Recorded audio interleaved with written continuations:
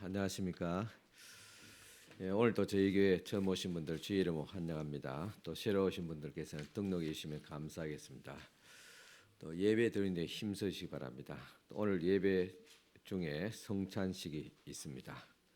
또 교회 각종 목적 헌금 또 필요하신 분들은 또 새 봉투를 또 사용하시기 바랍니다. 또 우리 새 가족분들은 오늘도 마찬가지로 또 예배 후에 푸른 초장에 모여 주시기를 바랍니다. 또 예배 후에 또 재직회가 있습니다. 또 우리 재직되신 분들은 다 남아주시기 바랍니다. 은퇴하신 분들도 또 재직 은권 회원입니다. 남아서 또 참여해 주시도 감사하겠습니다. 선한 이웃 원례가 오늘 오후 예배 후에 있습니다. 또 복지관 중식 봉사가 이번 주 목요일 오전 11시에 있습니다. 교회에서 우리 10시 30분에 모여서 출발하도록 하겠습니다. 또 우리 선한 이웃에서 우리 떡국 나눔을 또 이번 주간 했습니다. 우리 주민 대상으로 50봉지, 50상자입니다. 이렇게 주민을 위해서 이렇게 봉사했고요. 그다음에 우리 교회 안에 성도들에게 또 30봉지 또 오늘 나누게 되겠습니다. 또 교회 안에서 떡국 나눔의 대상자는 우리 사무실에 보면 사무실에 붙여 있습니다. 각 구역별로 또 떡국 받을 대상자 명단이 있습니다. 각 구역장 권사님들의 명단을 보시고 오늘 나눠 주시길 바랍니다. 떡국은 지금 푸른 초장에 있습니다. 그리고 새가족부는 또 새가족부 우리 또 담당 도움이 되신 분들께서 또 나눠 주시기를 바랍니다. 다 푸른 초장에 있습니다. 2월에 또 목회 계획을 또 계속 또 참고해 주시기 바랍니다. 2월달 예배당 환경봉사는 또 김태석 권사님께서 해주시겠습니다. 교회 소식 이사입니다. 이제 다 같이 일어서서 경건한 마음으로 하나님 앞에 예배를 드리겠습니다.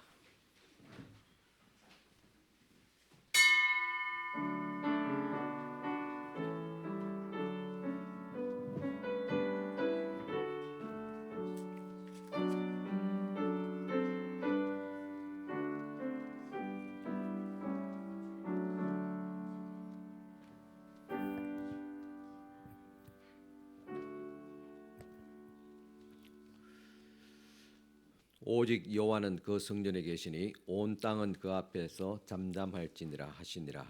하나님은 영이시니 예배하는 자가 영과 진리로 예배할지니라. 아멘. 우리를 사랑하시며 생명의 길로 인도하여 주시는 하나님 아버지, 감사와 찬송과 영광을 올려드립니다. 이번 주는 우리 민족의 명절인 설날이 있는 주간입니다. 그러나 하나님의 백성된 저희들은 마음을 가다듬고 성전에 올라와 주의를 지키며 삼위일째 하나님께 먼저 경배를 드립니다. 마음과 뜻과 정성을 다하여 드리는 우리의 예배를 기쁘게 받아주시고 은혜를 사모하는 자들에게는 세상이 줄 수 없는 참된 평안과 만족을 내려 주옵소서. 예배의 주관자가 되시는 예수님의 이름으로 기원하옵나이다. 아멘. 우리 다 같이 앉아서서 고백의 기도를 드리겠습니다. 한 주간의 삶을 돌아보면서 주님 앞에 고백하시겠습니다.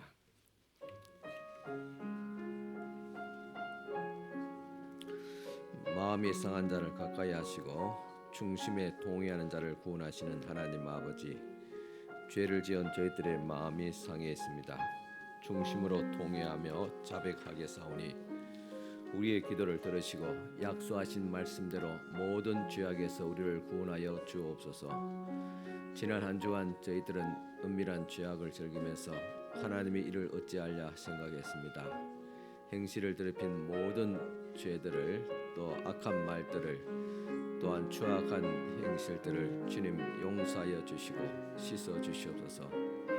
또한 성령님의 음성에 귀를 기울이지 않고 육신의 탐욕을 따라 부끄러운 일을 한 것을 주님 앞에 또 고백합니다. 이 모든 죄악을 행하면서도 심판의 주 되신 하나님을 두려워하지 않았습니다. 주님, 저희들 어리석고 완악한 마음을 고쳐주시고 모든 죄악에서 건져 주옵소서. 예수님의 이름으로 이 고백의 기도를 드립니다. 아멘.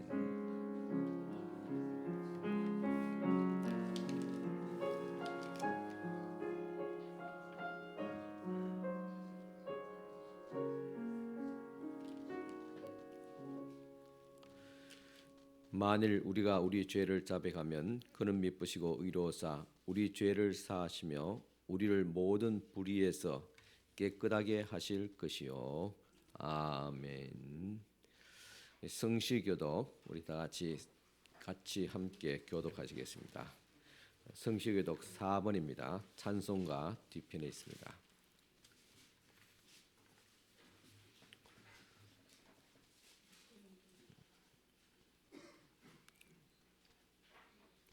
여호와여 나의 말에 귀를 기울이사 나의 심정을 헤아려 주소서.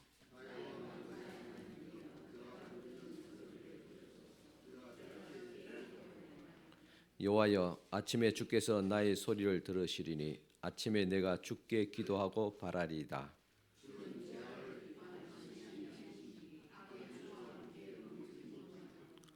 오만한 자들이 주의 목전에 서지 못하리이다. 주는 모든 행악자를 미워하시며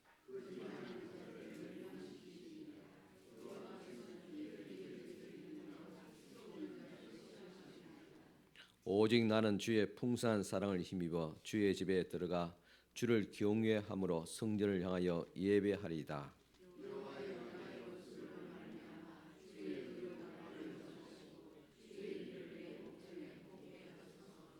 아멘. 이 시간 우리를 대표해서 최재명 장로님 기도해 주시겠습니다.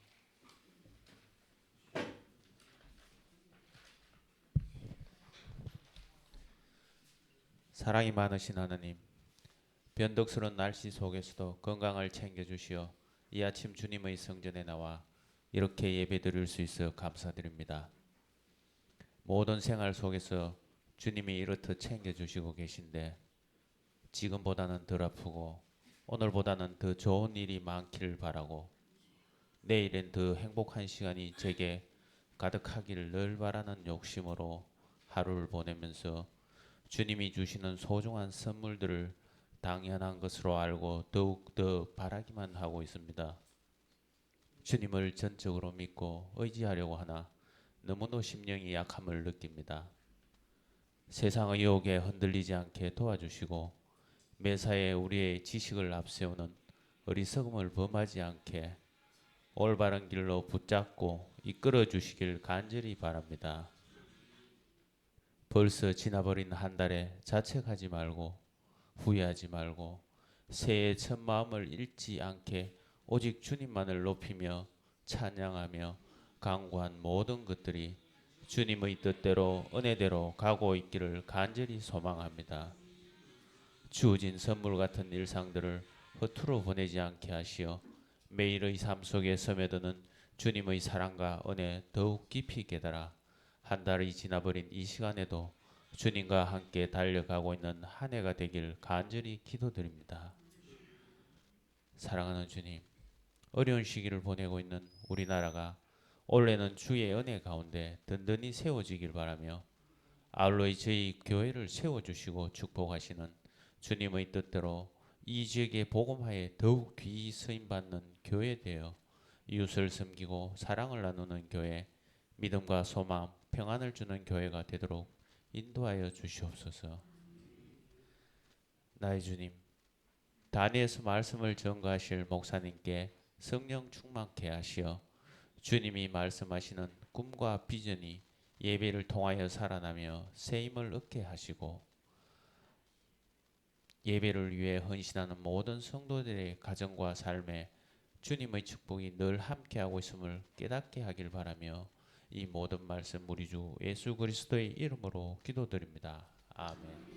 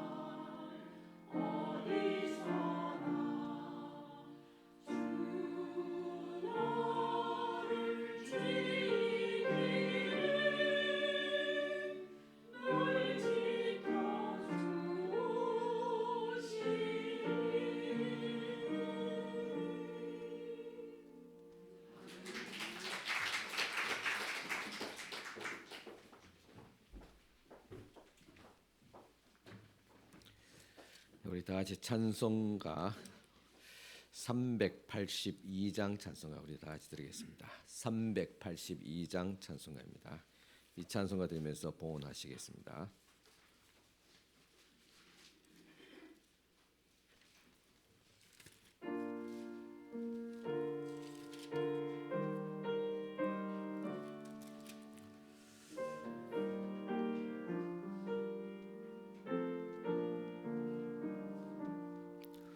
너 근심 걱정 말아라 주 너를 지키리 주 날개 밑에 거하라 주 너를 지키리 주 너를 지키리 아무 때나 어디서나 주 너를 지키리 널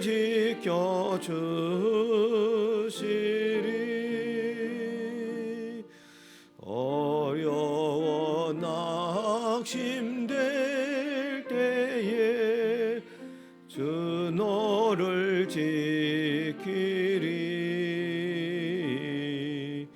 위험한 일을 당할 때 주 너를 지키리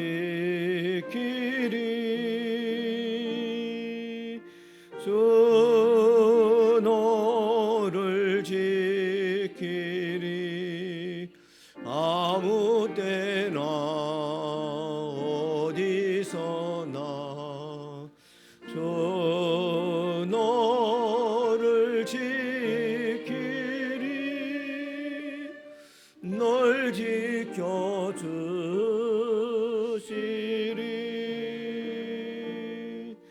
너 설 것 미리 아시고 주 너를 지키리 구하는 것을 주시며 주 너를 지키리 주 너를 지키리 아무 때나 어디서나 주 너를 지키리 널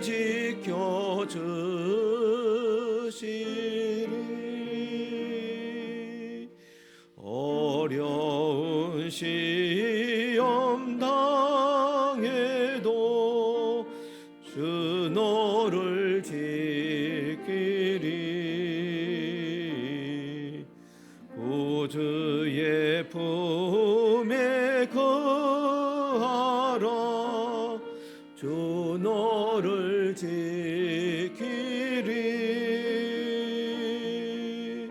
주 너를 지키리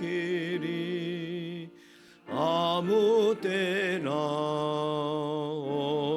어디서나 주 너를 지키리 널 지켜주시리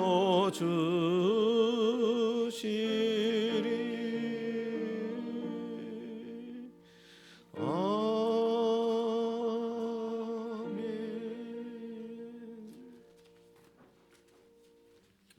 예, 봉헌 기도드리겠습니다.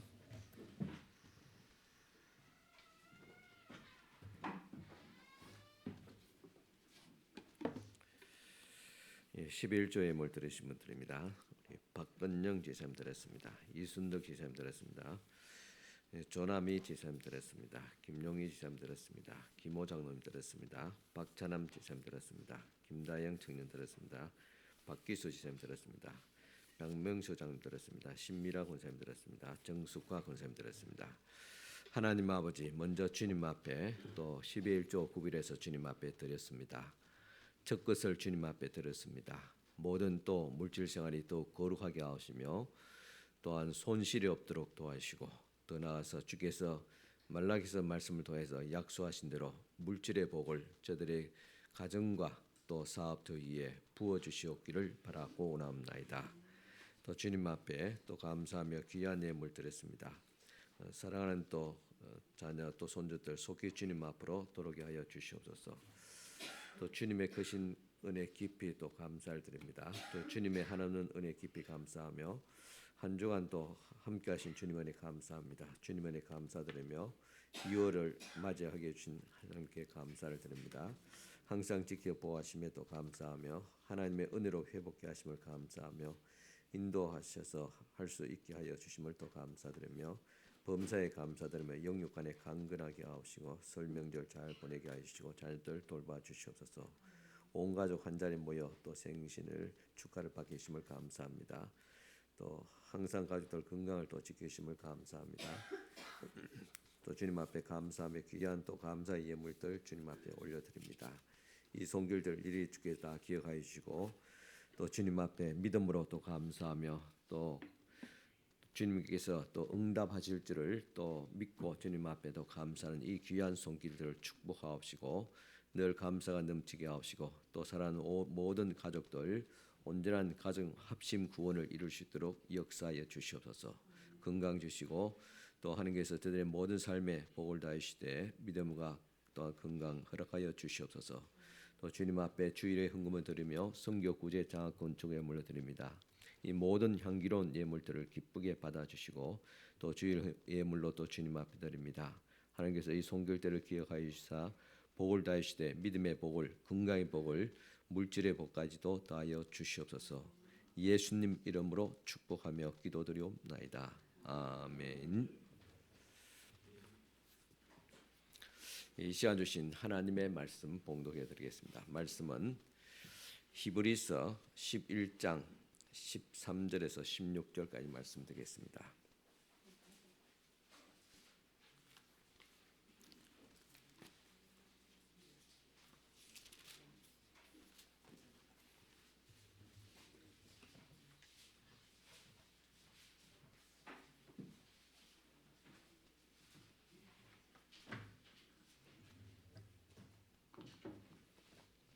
다 찾으시고 일어서서 하나님 말씀 받으시기 바랍니다.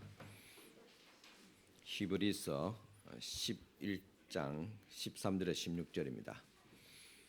이 사람들은 다 믿음을 따라 죽었으며 약속을 받지 못하였으되 그것들을 멀리서 보고 환영하며 또 땅에서는 외국인과 나그네임을 정언하였으니 그들이 이같이 말하는 것은 자기들이 본향을 찾는 자임을 나타냄이라. 그들이 나온 바 본향을 생각하였더라면 돌아갈 기회가 있었으려니와 그들이 이제는 더 나은 본향을 사모하니 곧 하늘에 있는 것이라. 이러므로 하나님이 그들의 하나님이라 일컬음을 받으심을 부끄러워하지 아니하시고 그들을 위하여 한 성을 예비하셨느니라. 아멘. 네, 앉으시기 바랍니다.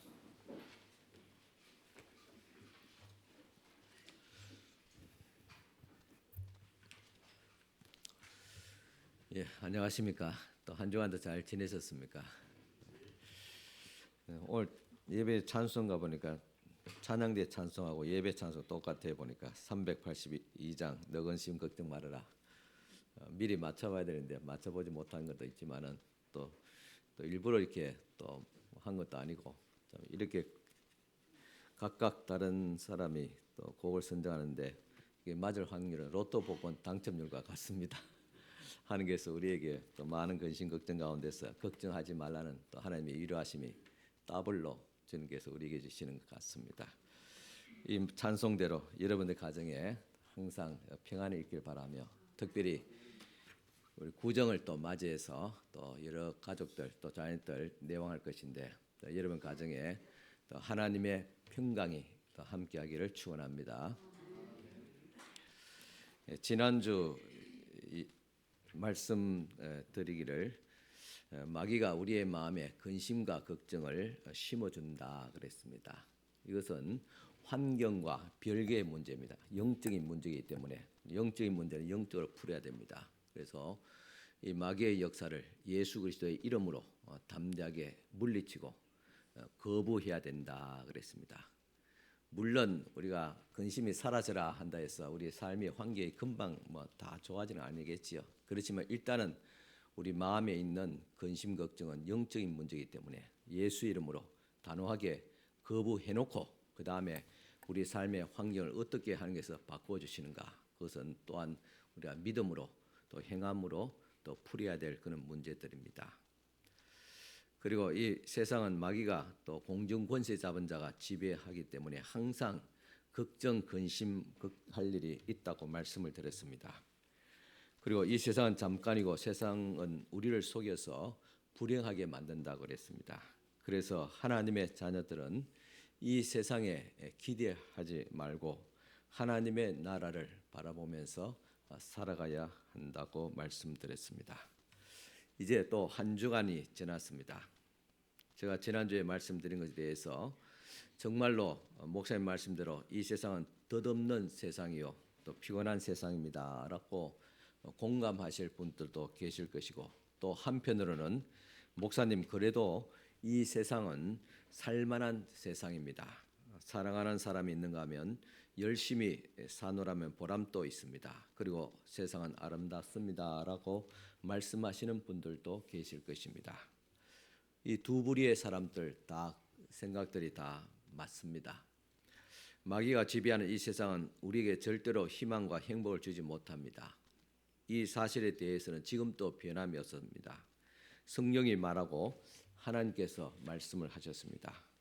그래도 이 세상에서 행복과 보람 그리고 즐거움을 얻었다면 그것은 하나님의 은혜입니다. 그 은혜에 감사하고 영광을 돌려야 될 줄 압니다. 예수께서 이 세상에 오심으로 하나님의 나라가 임했습니다. 그렇기 때문에 예수님을 믿는 사람은 우리의 심령은 또 우리의 가정은 천국을 미리 맛볼 수가 있습니다. 이 기쁨, 이 행복은 이 땅에서 오는 것이 아니라 하나님으로부터 온 것임을 또 믿어야 될 줄 압니다. 그리고 이 세상의 즐거움과 행복을 통해서 하나님의 나라를 바라보아야 됩니다. 왜냐하면 이 세상은 하나님의 나라의 그림자이기 때문입니다. 이 세상의 실체는 하나님의 나라에 있습니다. 그런데 마귀는 지금 보이는 이 세상이 진짜고 하나님의 나라는 있을지 없을지 모른다, 그렇게 속입니다. 하나님의 나라를 보지 못하게 또한 이 세상의 부요와 영광으로 우리의 눈을 멀게 합니다. 또 다른 한편으로는 우리로 하여금 낙심케 만들어서 하나님의 나라를 바라볼 수 없게 만듭니다. 그러나 우리는 이제 믿음의 눈을 열고 더 나은 고향을 찾아가야 됩니다. 우리는 하나님의 나라를 사모해야 됩니다. 왜냐하면 그곳에서 하나님 아버지께서 기다리기 때문입니다.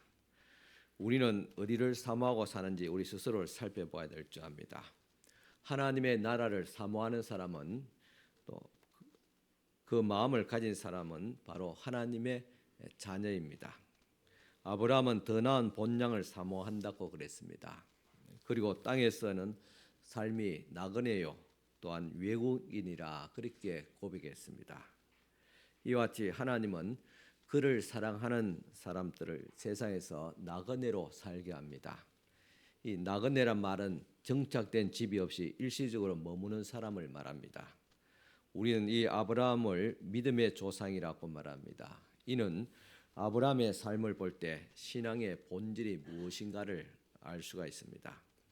창세기 12장에 보면 갈대아 우르에서 살고 있었던 이 아브라함에게 하나님께서 말씀하시기를 너의 고향 아버지 집을 떠나 내가 지시할 곳으로 가라 하겠습니다. 고향에 대한 정을 끊어버리게 하십니다. 그리고 아들 이삭을 바치라고 말합니다.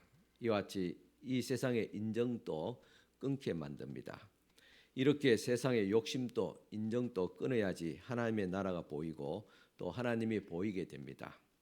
지금 애를 먹이는 자식이 있다면 또 세상 삶에 실패했다면 또 고단한 인생을 살고 있다면 이 세상의 인연을 끊으라는 하나님의 인도하심인 줄 믿으시길 바랍니다. 하나님은 아브라함을 부르시고 고향을 떠나 지시할 땅으로 가라고 하셨으나 안주할 땅을 주지 아니하시고 계속해서 그로 하여금 나그네요 인생의 타향살이로 살게 하여금 만들었습니다. 그의 아들 야곱도 나그네로 살았습니다. 그는 20년 동안 머슴살이를 하면서 타향살이를 했습니다. 그의 손자 요셉도 그랬습니다. 요셉은 어린 나이에 형들의 시기와 미움을 받아 애굽으로 팔려가서 거기서 외국에서 타향살이를 하게 되었습니다. 족장들의 후손인 이스라엘 백성도 마찬가지로 애굽에서 400년 동안 나라 없이 나그네로 살게 되었습니다. 지금도 이스라엘 민족들은 전 세계에 흩어져 살고 있습니다. 물론 지금 유대 팔레스타인 예루살렘에 살고 있지만은 유대인의 일부에 불과합니다. 거의 모든 민족들이 세계 곳곳에 흩어져 있습니다. 이스라엘 민족의 역사는 바로 핍박과 고난이 따랐고 나그네로 살았습니다. 그러나 여기에 하나님의 섭리가 있습니다. 이스라엘 민족은 하나님의 백성의 모델입니다. 그래서 이스라엘 민족을 바라보게 될 것 같으면 우리는 하나님의 나라의 백성이 어떤 위치와 어떤 존재인가를 우리가 알 수 있습니다. 이와 같이 하나님께서 이스라엘 민족을 나그네로 삼으시고 만드신 것은 오직 하나님의 나라만 바라보고 하나님만 의지하라는 섭리입니다. 그렇기 때문에 우리 소위 말하는 믿음의 조상 아브라함, 이삭, 야곱 그리고 요셉 모두가 이 땅에서 나그네로 살았습니다. 아브라함으로부터 시작해서 족장들은 하나같이 자기 인생을 나그네 인생으로 그렇게 표현하고 있습니다. 다윗도 역대상 29장 15절 보면 주 앞에서는 우리가 우리 열조와 다름이 없이 나그네와 우고하는 자라 세상에 있는 날이 그림자 같아서 머무름이 없나이다. 대체적으로 그래도 정착해서 왕국을 이루었던 그 다윗조차도 나는 이 세상에 나그네다. 이 세상에 머무름이 없다. 정처가 없다. 그렇게 고백했습니다. 진실로 인생은 나그네요 지나가는 행인입니다. 그래서 나이가 많은 노인들은 말하기를 70객 또 80객이라 그렇게 말하는 이유는 나그네로 70년, 80년 살았다는 의미입니다. 초대교회를 보시기 바랍니다. 스데반 집사가 죽게 됩니다. 그리고 그로 말미암아 사도행전 8장 1절 보면 그날에 예루살렘에 있는 교회에 큰 핍박이 나서 사도 위에는 다 유대와 사마리아와 모든 땅으로 흩어지니라 했습니다. 스데반의 순교로 말미암아 예루살렘에 있는 모든 성도들이 다 흩어졌다. 여기 흩어진 사람들은 유대인이고 유대인 그리스도인들입니다. 그리고 이 그리스도인들은 왜 흩어졌느냐? 하나님께서 나그네 되게 하려 하는 것입니다. 물론 흩어져서 복음을 전하고 좀 이방 나라에 교회를 세우는 역할을 했지만은 그러나 더 영적으로 해석해 보면 하나님께서 그들을 나그네로 구약에 있는 믿음의 조상도 나그네로 살게 하고 유대 민족 이스라엘도 나그네로 살고 예수의 제자들조차도 이 땅에서 나그네로 그렇게 흩어버렸던 것입니다. 왜 이처럼 하나님은 그의 백성들을 이 땅에서 나그네로 살게 합니까? 이유는 하나입니다. 더 나은 본향을 찾기 위해서입니다. 하나님의 나라, 아버지 집을 찾아가야 됩니다. 이 세상이 좋아서 이 세상에 안주하려고 하는 사람은 하나님의 나라가 보이지 않습니다. 그리고 찾지도 않습니다. 그래서 하나님께서 그 택한 백성들을 이 세상에 나그네로 인생으로 살게 합니다.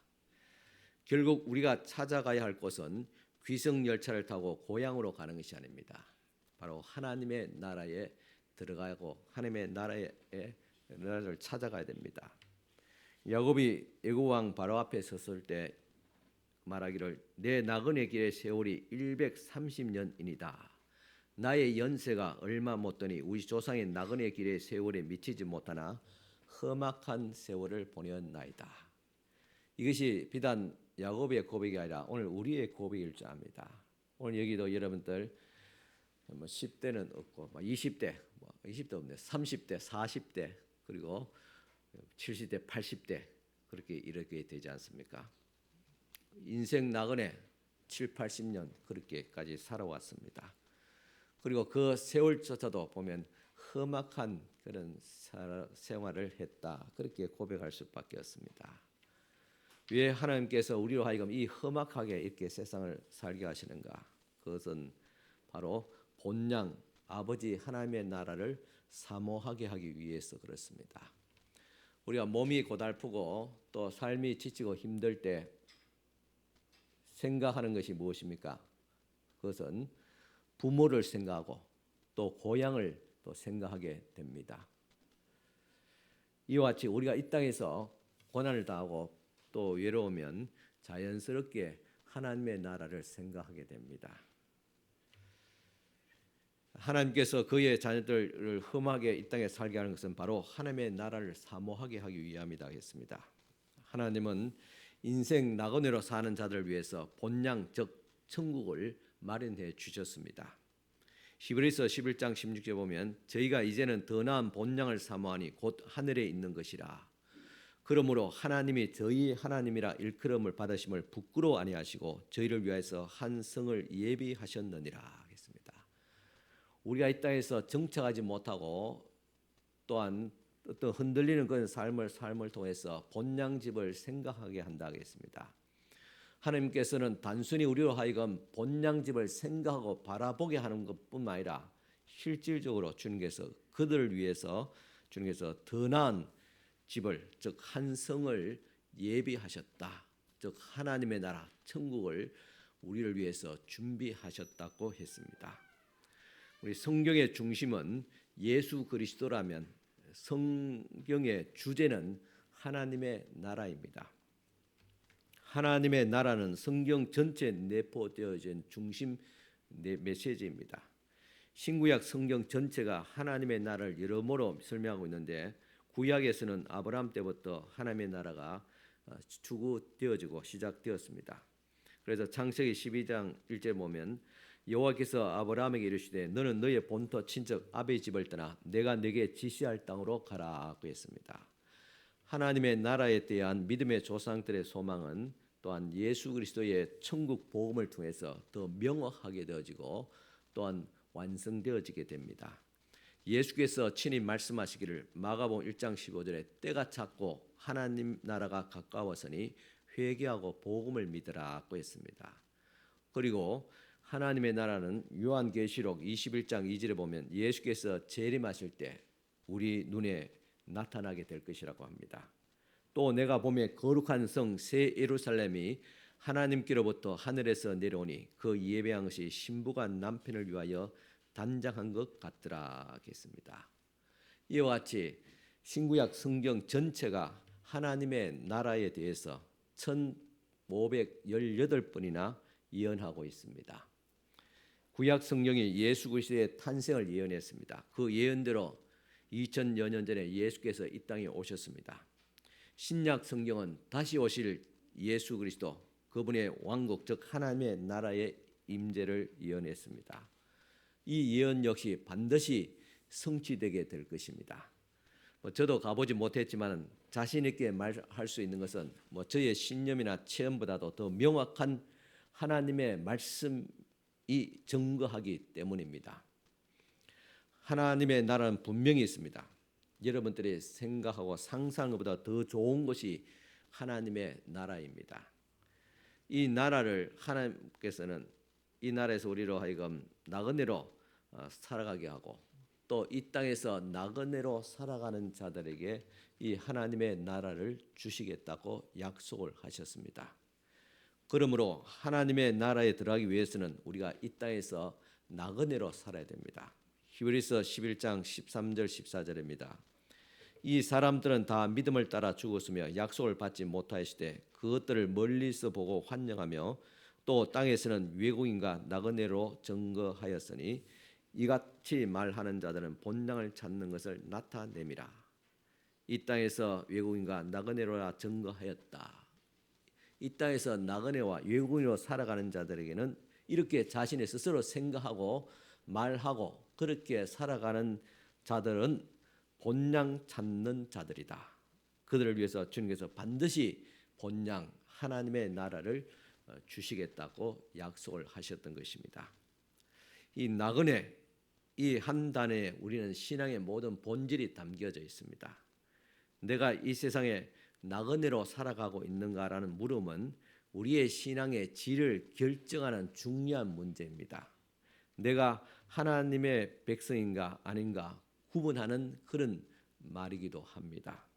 구약 창세기 보면 아브라함과 그 조카 롯이 있습니다. 아브라함과 롯이 한 울타리에 살고 있었습니다. 그런데 서로가 가축이 많아져서 한 땅에 거할 수 없게 되었습니다. 아브라함은 롯에게 우리가 한 골육이니 너 목자나 내 목자나 서로 다투게 하지 말자. 너 앞에 온 땅이 펼쳐져 있지 않냐. 너가 우하면 나는 좌하고 너가 좌하면 내가 우하리라. 그렇게 선택권을 아들뻘 되는 롯에게 먼저 주었습니다. 그때 이 철없는 이 롯은 눈을 들어서 요단들을 바라본 적 기름지고 하나님의 동산 에덴 동산 같아서 요단들을 택하고 장막을 옮겨서 그 소돔성 가까이 살게 되었습니다. 반면에 아브라함은 반대편인 서편인 헤브론 비탈길 박한 땅에 거하게 되었습니다. 아브라함이 어떻게 아들뻘 되는 조카에게 비옥한 땅을 양보할 수 있었을까? 뭐 어른의 마음이기 때문에 그렇게 할 수도 있었겠다 생각할 수 있겠지요. 하지만 아브라함이 선택할 수 있었던 것은 약속한 땅. 아브라함을 갈대아 우르에서 불렀을 때 주님께서 먼저 부르시고 내가 너에게 지시할 땅으로 가라. 그 땅을 주고 너의 자손을 하늘의 별과 땅의 모리같이 많게 하리라는 그 약속, 그 하나님의 나라를 바라보았기 때문입니다. 아브라함은 그의 고향 갈대아 우르를 떠날 때부터 나그네로 살았으며 그의 인생은 일관되게 하나님의 나라를 향하고 있었던 것입니다. 이와 같이 오늘 우리들도 하나님의 나라의 마음을 고정시킨 사람은 세속적인 것에서 미련을 갖지 않습니다. 물론 이 땅에서 열심히 성실히 살아야 되지만은 세속적인 세상의 물질과 세상에 대해서 미련과 욕심을 기대를 하지 않는다는 말입니다. 왜냐? 우리는 어차피 이 땅에 나그네로 살기 때문입니다. 이 세상을 나그네같이 살았던 아브라함에게 하나님께서 이렇게 약속했습니다. 창세기 13장 14절에 롯이 아브라함을 떠난 후에 여호와께서 아브라함에게 이르시되 너는 눈을 들어 너 있는 곳에서 동서남북을 바라보라. 보이는 땅을 내가 너와 내 자손에게 주리니 영원히 이르리라 하고 했습니다. 아브라함은 하나님으로부터 영원한 땅, 즉 하나님의 나라를 약속을 받았습니다. 예수께서 말씀했습니다. 마음이 가난한 자는 복이 있나니 천국이 저희 것이며, 이와 같이 예수께서도 천국에 들어가기 위해서는 마음이 가난해야 된다. 이 가난하다는 말은 무슨 의미입니까? 구체적으로 나그네같이 사는 것이 가난한 것입니다. 세상의 미련도 욕망도 다 내려놓는 그런 마음들, 그것이 나그네 마음입니다. 그런 마음을 예수께서 축복하시고 천국이 저희 것이다, 그렇게 약속을 하셨던 것입니다. 하나님께서 아브라함의 약속하신 동일한 약속을 그분의 아들 한 하나님 되신 예수께서도 말씀을 하셨던 것입니다. 반면에 세속적인 욕심에 눈먼 롯은 어떻게 되었습니까? 소돔성이 심판을 받을 때 그의 모든 재산을 잃어버렸습니다. 그의 부인도 잃어버렸습니다. 마지막에는 비참한 그런 삶을 살았습니다. 이와 같이 하나님의 나라를 향하지 않고 살아가고 있는 사람의 마지막이 이와 같을 것이라는 사실입니다. 결국 기독교인의 경건한 거룩한 삶이라는 것은 무엇이냐? 하나님의 나라를 향해서 살아가는 삶, 이 땅에서 나그네로 살아가는 삶이 가장 경건하고 거룩한 삶. 우리 하나님께서 우리에게 요구하시는, 늘 주장하시고 말씀하신 내가 거룩하니 너희도 거룩하라는 그 말씀과 동일한 것입니다. 거룩이라는 것은 구별된다는, 어떻게? 세속 나라와 하나님의 나라를 분명히 구분해야 됩니다. 섞으면 안 됩니다. 우리는 하나님의 나라를 바라보고 살아가는 사람, 그 사람이 거룩한 사람이고 또 하나님의 백성입니다. 하나님의 나라에 대한 확신이 없는 사람에게 주일 성수를 하십시오, 또 전도하십시오, 봉사하십시오라는 요구나 또 그리스도인답게 살아가라는 윤리적인 요구는 별 의미가 없습니다. 그러나 자신의 삶의 방향이 하나님의 나라로 향한다면 신앙의 수준이 그때부터 달라지게 됩니다. 하나님의 나라를 향해서 사는 사람은 봉사하라고 말하지 않아도 봉사합니다. 자기의 주어진 삶을 책임 있게 더 이상으로 해냅니다. 성도답게 살라고 충고하지 않아도 경건한 삶을 살아가게 됩니다. 하나님의 나라를 향해서 이와 살아가는 사람은 또한 범죄하지 않습니다. 혹시라도 범죄할지라도 다윗같이 적시로 회개합니다. 모름지기 하나님의 나라에 들어갈 백성들은 죄악에서 떠나야 할 뿐만 아니라 주님을 면대하기 위해서 준비하게 합니다. 마치 신랑을 맞이할 신부처럼 순결한 몸과 마음으로 그 때를 기다립니다.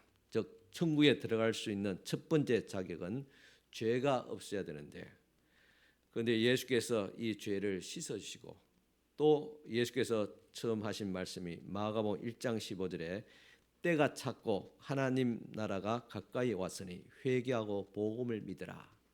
하나님의 나라에 들어가기 첫 번째 조건은 회개입니다. 죄가 없어야 되는데 그 죄를 어떻게 없이 하느냐?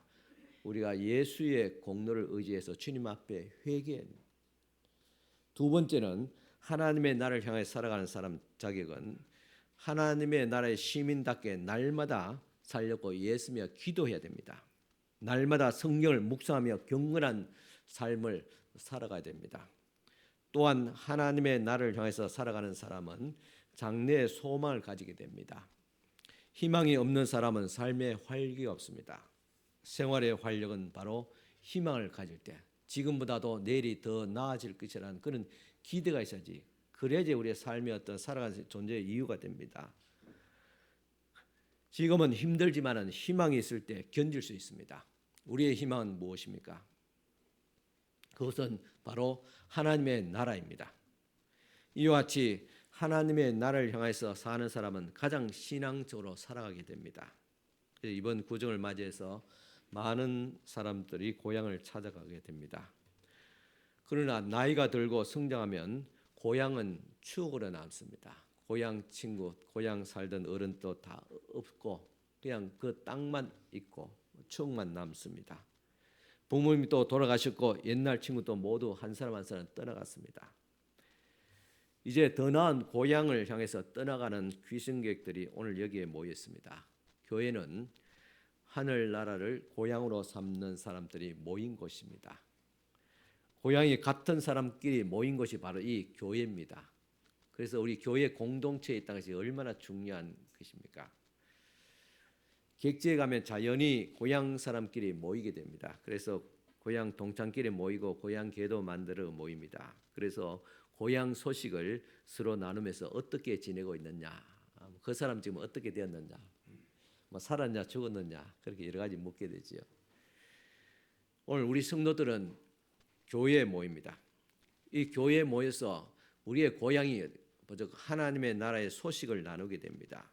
강단의 설교를 통해서도 하나님의 나라의 소식을 듣게 됩니다. 우리는 영적으로 거듭난 사람들입니다. 우리의 고향은 하나님의 나라요, 우리의 아버지는 하나님이시요. 그러므로 인생 나그네에서 교회는 고향이 같은 사람들이 모이는 곳입니다. 이제 우리 믿음의 조상들, 즉 아브라함과 이삭과 야곱과 요셉 그리고 예수님의 제자들처럼 우리 스스로 나그네임을 인정하면서 언제나 고향으로 돌아갈 준비를 해야 됩니다. 이 나그네의 삶이 우리의 삶의 신앙의 질을 결정합니다. 우리에게 믿음이 있느냐 없느냐도 결정합니다. 나그네, 그리고 나그네 가야 될 본향 하나님의 나를 사모하는 그 삶을 말하고 있습니다. 오늘 우리들도 믿음의 조상들처럼 날마다 하나님의 나라를 바라보면서 살아가야 됩니다. 우리는 여행을 떠날 때 머물 때 숙박기를 다음과 같이 씁니다. 당신은 어디서 왔고 또 지금 무엇을 하러 여기 있고 또 다음은 어디로 갈 것이냐. 이 세 가지를 항상 묻고 기록해 남게 됩니다. 이와 같이 우리는 지구라는 이 여관방에 잠시 와서 쉬어갈 때 이 질문에 대답해야 할 수 있어야 됩니다. 내가 어디서 왔느냐? 우리는 하나님의 나라에서 왔다. 아버지께로부터 왔다. 내가 무엇을 하기 위해 왔느냐? 이 땅에 하나님의 뜻을 행하기 위해서 왔다. 예수께서 그렇게 말씀했죠. 내가 이 땅에 왜 왔느냐? 아버지의 일을 하러 왔다. 이처럼 우리는 하나님의 일을 하러 왔습니다. 그리고 내가 어디로 가야 되느냐? 결국은 이 밤이 새면 우리는 하나님 아버지께로 가게 됩니다. 이 세 가지를 항상 명심해. 나의 존재가 뭐냐? 나는 하나님의 자녀다. 우리의 고향은 하나님의 나라다. 이 땅에 아버지의 일을 하러 왔다. 그리고 결국은 아버지께로 돌아간다. 이 사실을 항상 명심하며 살아가야 됩니다. 그래야지 우리의 삶의 어떤 가치관이라든가 태도가 흔들림이 없습니다. 이처럼 우리는 분명한 행신지를 알고 그리고 또한 거리로 지금 가고 있습니다. 히브리서 11장 16절입니다. 저희가 이제 더 나은 본향을 사모하니 있겠습니다. 이 땅과 비교되지 않습니다.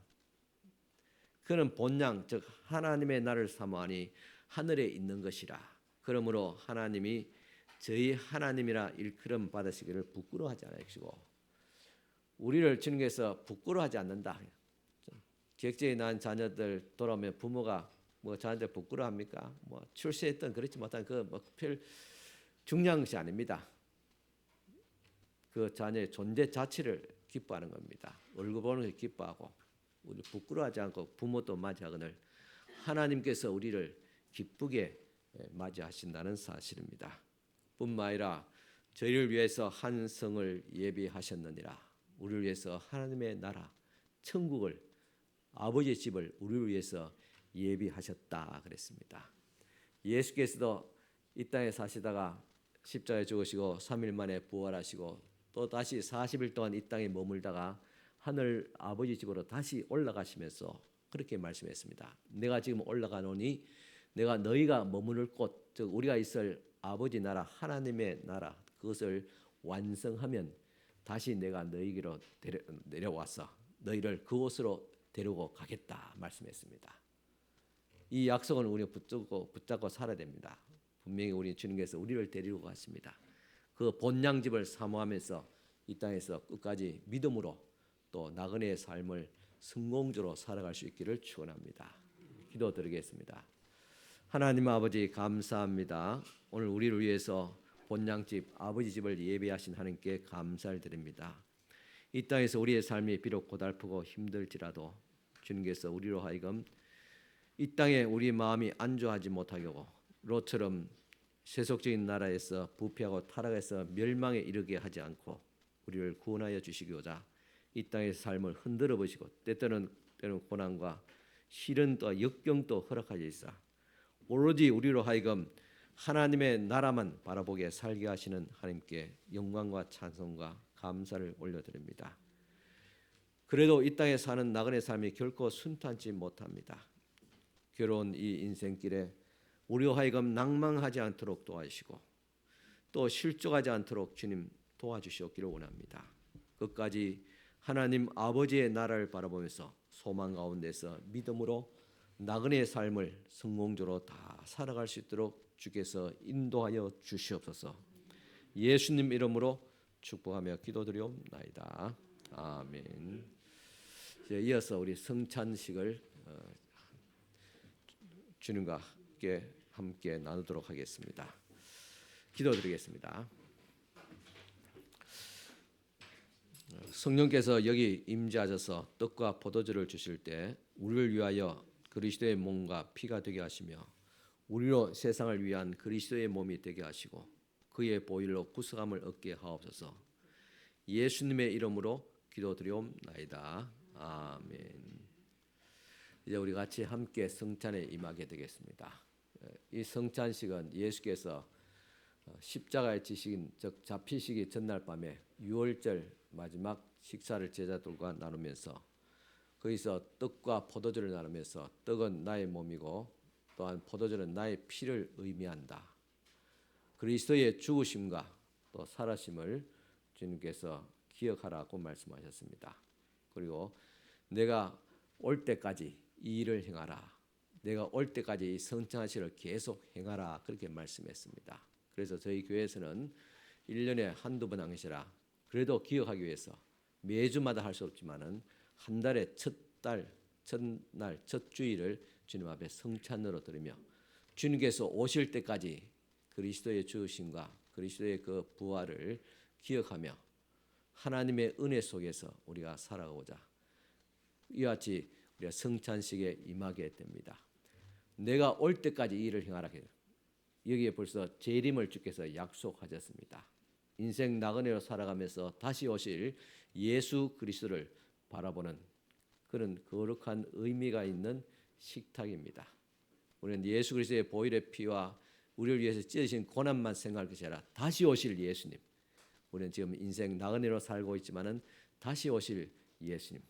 우리가 주님의 고향집에 같이 함께 돌아갈 사람들이 그런 영적인 하나의 우리 식구들이 이 시간 한 상에 먹고 마신다. 그런 귀한 의미를 되새기면서 이 시간 성찬에 임할 수 있기를 바랍니다.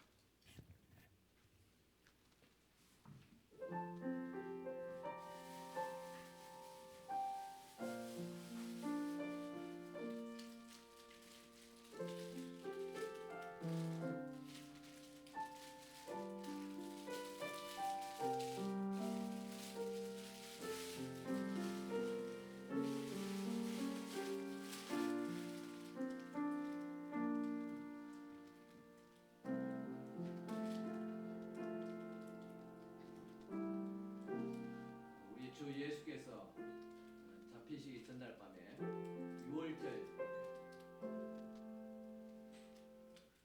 식사 만찬을 이렇게 준비하시고 주께서 이 떡을 들어서 하늘 우러러 주님 앞에 감사를 기도를 드렸습니다. 그리고 이 떡을 나누면서 말씀하기를 이것은 내가 너희를 위해서 찢어진 내 몸이다. 내가 너희를 위해서 이같이 십자가를 지시고 채찍에 마시고 그 살점이 떡 찢어져 나가며 또 십자가에 못 박혀서 찢어지는 그 살을 의미한다. 그리스도의 죽으심을 기억하라는 말씀입니다. 주님의 말씀대로 이 시간 그리스도의 살에 같이 함께 의미를 되새기면서 참여하는 성찬을 나누도록 하겠습니다. 예수의 몸입니다. 예수의 몸입니다. 예수의 몸입니다.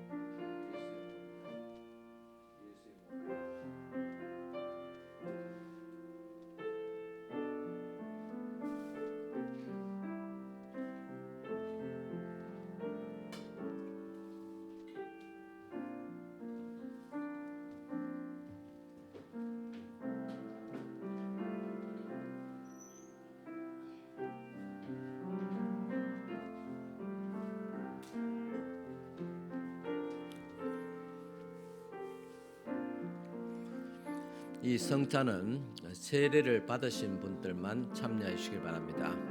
아직 세례 받지 못하신 분들은 세례 공부를 하시고 세례 받고 난 뒤에 또 다음에 참여할 수 있기를 바랍니다. 저희가 먹을 때 예수께서 떡을 가지사 축복하시고 떼어 제자들에게 주시며 가라사대 받으라 이것이 내 몸이니라 하시고 또 잔을 가지사 사례하시고 저희들에게 주시니 다 이를 마시며 가라사대 많은 사람을 위하여 흘린 바 나의 피 곧 언약의 피니라. 진실로 너희에게 이르노니 내가 포도나무에서 난 것을 하나님 나라에서 새 것으로 마시는 날까지 다시 마시지 아니하리라 하시니라. 이에 저희가 참여하고 감난산으로 가시니라.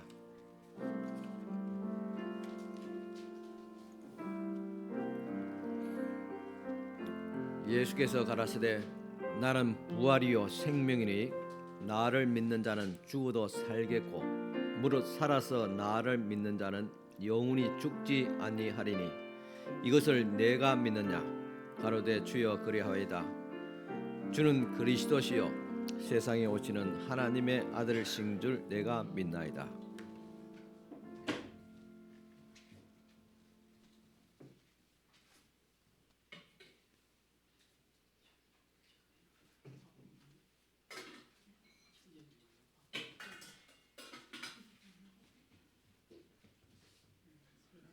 예수께서 떡을 나누신 후에 또 식후에 또 잔을 가지사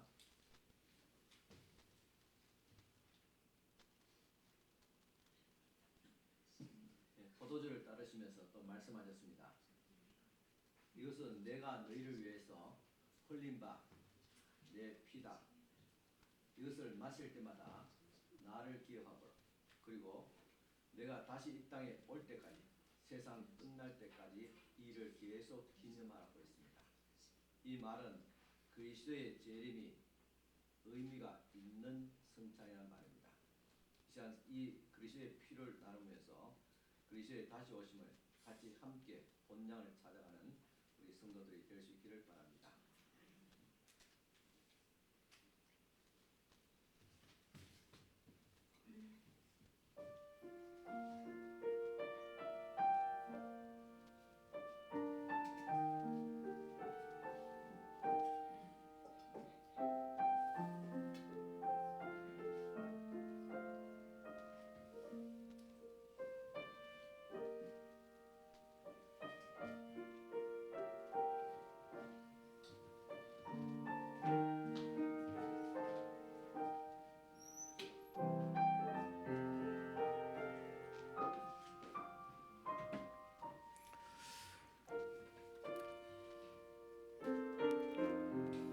그는 우리의 질고를 지고 우리의 슬픔을 당하였거늘 우리는 생각하기를 그는 징벌을 받아서 하나님에게 맞으며 고난을 당한다 하였노라. 그가 찔림은 우리의 허물을 인하며 그가 상함은 우리의 죄악을 인함이라. 그가 징계를 받음으로 우리가 평화를 누리고 그가 책찍에 맞음으로 우리가 나음을 입었도다.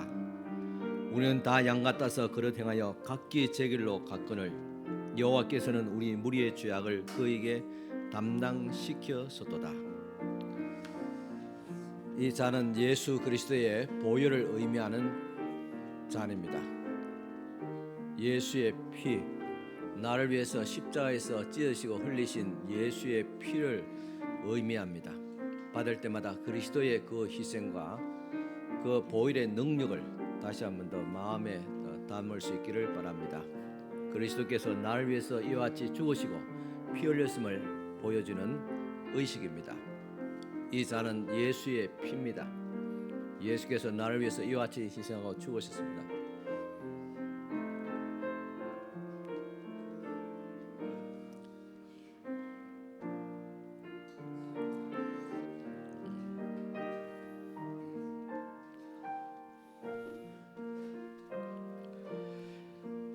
내가 너에게 전한 것은 주께 받은 것이니 곧 주 예수께서 잡히시기 전날 밤에 떡을 가지사 축사하시고 떼어 가라사대 이것은 너희를 위하여는 내 몸이니 이것을 행하여 나를 기념하라 하시고 식후에 또한 이와 같이 잔을 가지시고 가라사대 이 잔은 내 피로 세운 새 언약이니 이것을 행하여 마실 때마다 나를 기념하라 하셨으니 너희가 이 떡을 먹으며 이 잔을 마실 때마다 주의 죽으심을 오실 때까지 전하는 것이니라.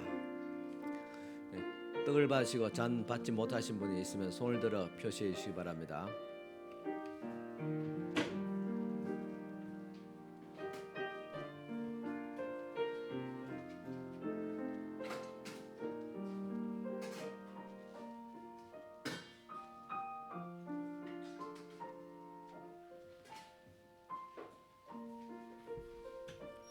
기도드리겠습니다.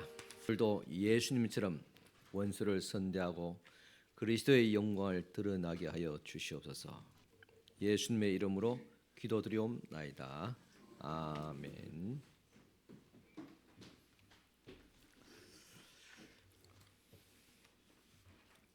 예, 다시 한번 광고 드립니다. 우리 예배 마치고 우리 재직회가 있습니다. 또 재직 안 하신 분들은 올라가셔서 식사를 하시고 또 우리 새가족분들도 마찬가지로 푸른 초장에서 먼저 식사를 시작할 수 있기 바랍니다. 또 우리 도우미들은 또 도와주시기를 바랍니다. 그리고 선한 이웃에서 떡국 우리 교회 안에 우리 자체 나눔이 있습니다. 30분 정도 되는데 각 대상자는 사무실 앞에 보면 붙여져 있습니다. 각 구역장 권사님 꼭 확인하시고 오늘 바로 나누어 주시기를 바랍니다. 또 새가족분들, 새가족 도우미들께서 푸른 종이에 다 진열되어 있습니다. 또 나누시면 되겠습니다. 떡국은 푸른 초장에 있습니다. 또 명단을 보시고 또 개인적으로 본인 일 있으면 본인이 또 챙겨가시도 되겠습니다. 이름표 다 적혀 있습니다. 참고하시기를 바랍니다. 이제 다 같이 일어서서 파송 찬송 505장 1절 드리겠습니다.